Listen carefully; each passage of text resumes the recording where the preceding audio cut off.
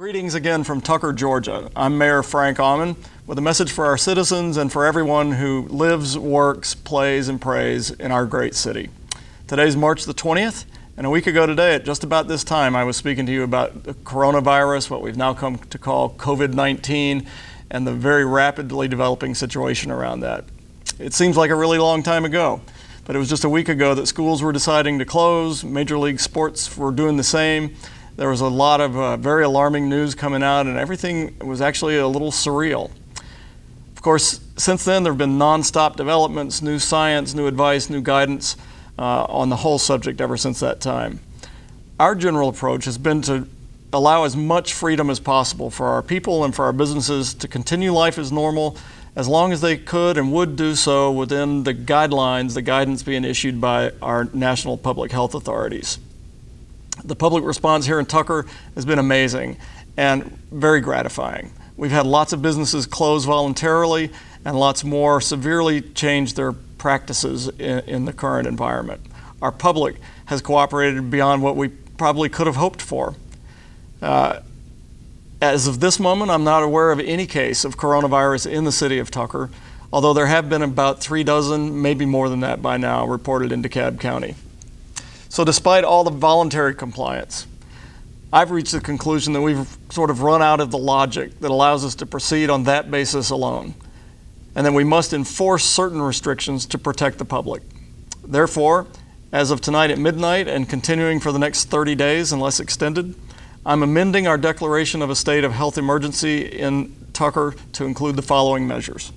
First, any business, every business in the city of Tucker must operate within the guidance issued by FEMA, Federal Emergency Management Agency, which guidance can be found at fema.gov. This includes public gatherings in groups of a certain size, proper social distancing, and more. As those guidelines change, our emergency requirements will automatically and simultaneously change with them. So, for example, if they increase or decrease the size of group gatherings allowed, everyone in Tucker should immediately consider that new guidance to be effective throughout the city of Tucker. Second, we're imposing a curfew from 9 p.m. to 6 a.m., except for necessary trips to work or for medical treatment, food, and drugs. This means that any business that might otherwise be able to continue operations must close by 9 p.m., and all citizens should return to their homes by that time as well. On our website, you'll find some information more detailed about which businesses are exempt from that, which businesses can operate under certain circumstances around critical infrastructure and community needs. As you can imagine, this will be very difficult to enforce completely and uniformly, but I've notified our police department and code enforcement officials, and I'm ordering them to work diligently to enforce these new rules citywide. We will continue to rely on the community spirit that has already been demonstrated by our citizens to make this an effective frontal attack on this virus.